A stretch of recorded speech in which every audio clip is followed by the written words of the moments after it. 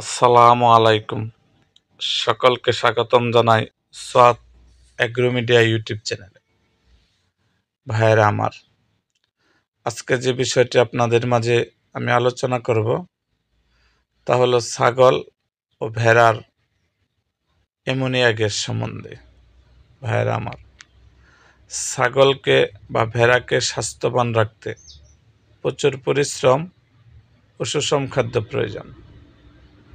ছাগলের জন্য ছায়াযুক্ত জায়গার প্রয়োজন, পর্যাপ্ত আলো বাতাস চলাচল করে এমন বাসস্থানের প্রয়োজন, পাশাপাশি পর্যাপ্ত পরিমাণ পরিষ্কার পানির প্রয়োজন। বাইরের দেশগুলোতে বেশি খাওয়ানো হয়ে থাকে, তাই পানির প্রয়োজন বেশি থাকে। বাংলাদেশ, ভারত, পাকিস্তানে ঘাসের প্রচলন বেশি। ঘাসের থেকে পানির চাহিদা পূরণ হয়ে থাকে অনেকটাই, পাশাপাশি আমরা বাড়তি পানি খেতে দিই। স্টল ফিটিং পদ্ধতিতে ছাগল পালন এর সবচেয়ে বড় বাধা হয়ে দাঁড়ায়।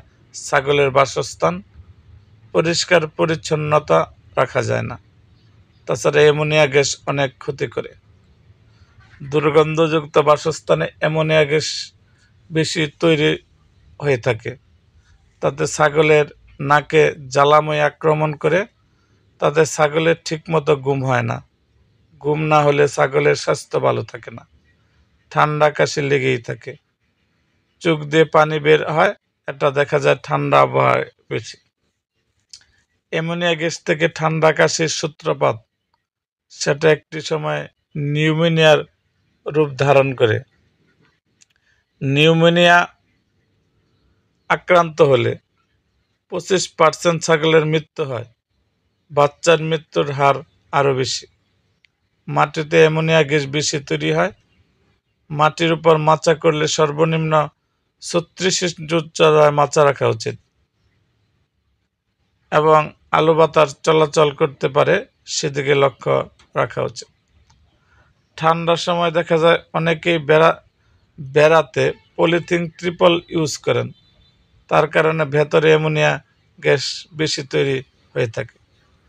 বাসস্থান তৈরি করা থাকলে ছাগলের প্রস্রাব সাথে সাথে ড্রেনেজ হয়ে যায়, সেদিকে খেয়াল রাখবেন এবং খাদ্যে প্রোটিন % সঠিক রাখবেন।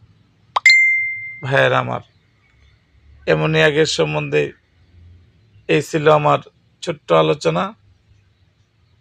আপনারা যদি আমার সোয়াদ এগ্রো মিডিয়া ইউটিউব চ্যানেলটিকে সাবস্ক্রাইব না করেন, তাহলে অবশ্যই আমার সোয়াদ এগ্রো মিডিয়া ইউটিউব চ্যানেলটিকে সাবস্ক্রাইব করুন এবং পাশে থাকা বেল আইকনটি বাজিয়ে দিন।